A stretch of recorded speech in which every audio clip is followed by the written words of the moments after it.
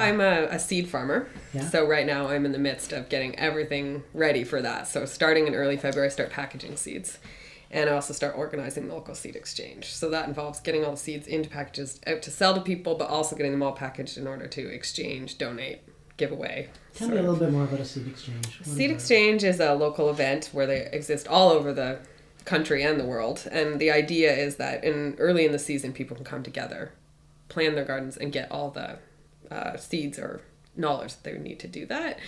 So in Peterborough, I try to promote it as a free event, so anyone could come and get seed for free is the whole plan. So if you had seed, you could come in and trade it, or you could get a package of tomato seeds for 25 cents, or if you didn't have that, you could just sort of just take it. It's the idea of getting seeds out. And then there's also about 12 seed vendors who will be selling organic, heirloom, locally grown, sourced seed. So it's just the idea of getting together at that time of year to say, oh, okay, we're going to plant this. Oh, you, Rochelle, you know about this. And just to connect people while they still have time to take a breath. Each winter, it's kind of been a negotiation with a bunch of different people. Like, sometimes, I was living in a place where I did have land and trying to, it was a farm that I was living on, and it hadn't been cultivated, in anyone's known history, for vegetable production. And so it was negotiating with the landlord, saying, okay, well, can I do this? Would you mind if I do this? And how does that look for you? And kind of initiating that conversation with someone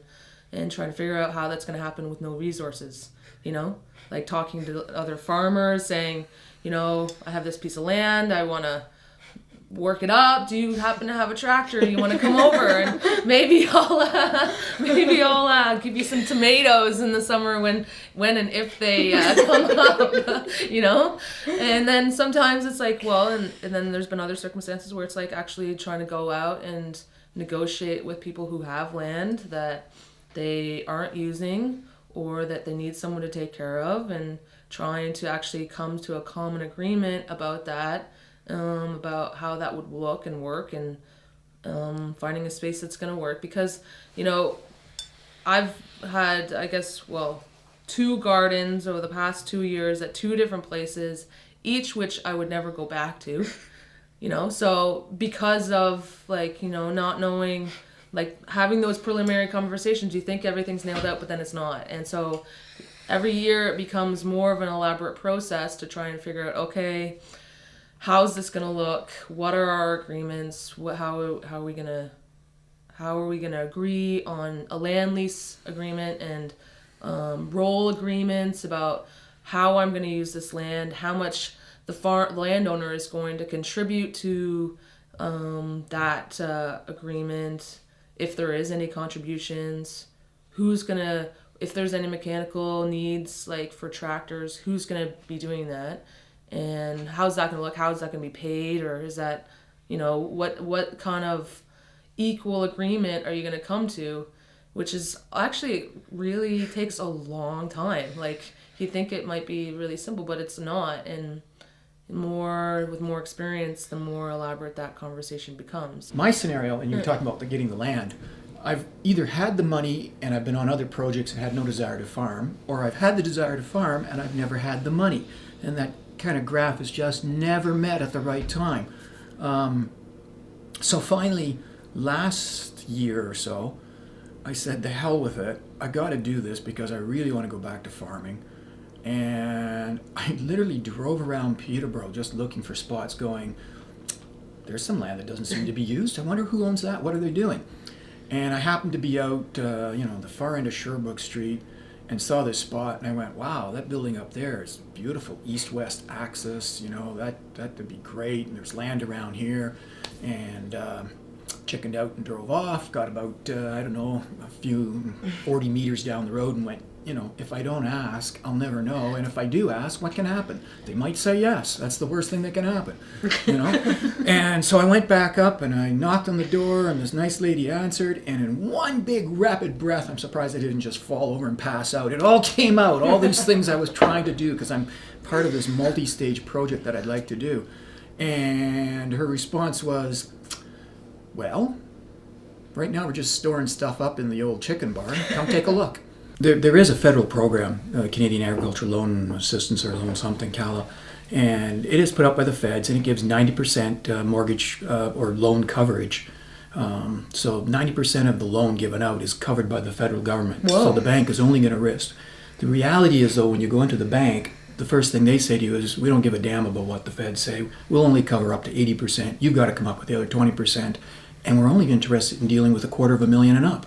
I'm actually focusing on, that is going to be my prime time. I have spinach growing right now, and I've discovered something. I'm still learning this process. I'm doing Elliot Coleman's principle.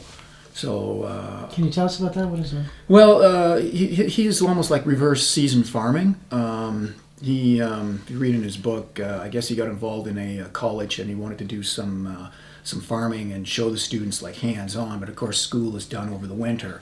And so he kind of accidentally and then just started to research and found out over time that he found a method that allowed him to farm vegetable produce during the winter. Now obviously you're farming, and it's all very low energy input as well. So we're not doing tomatoes, we're not doing eggplant or corn. He's specifically focusing on those plants that can take the cold. So as I said, I have spinach right now, and I just learned something last week. I was harvesting up to a point. It's actually too dry. I need to water.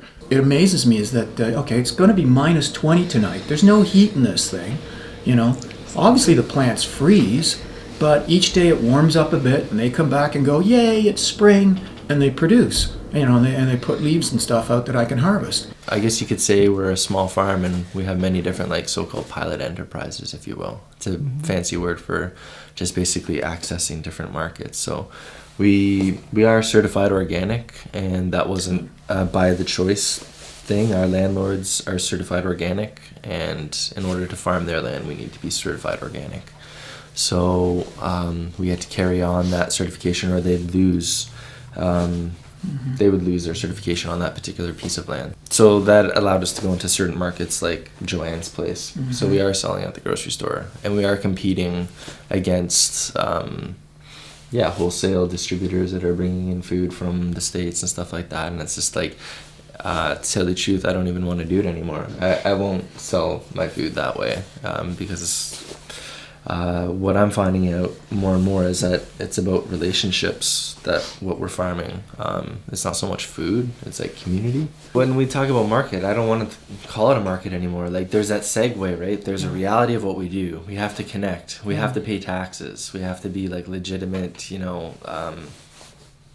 contributing members of society, if you will. But then there's another part too, where it's the reason that brought us into this is not to make money and to pay taxes, is to create some form of human justice, right? There's a real problem. There's a human rights issue going on, and we don't have access to our food, and people in this room are sticking up for that. And but at the same time, when I say marketing, it's what we're really trying to do is build relationships, direct relationships. We can't grow food for everyone in Peterborough, so there's no need for us to go wholesale. There's no need for us to try and grow food for everyone. We just, some people say grow more for less, but why don't you grow less for more?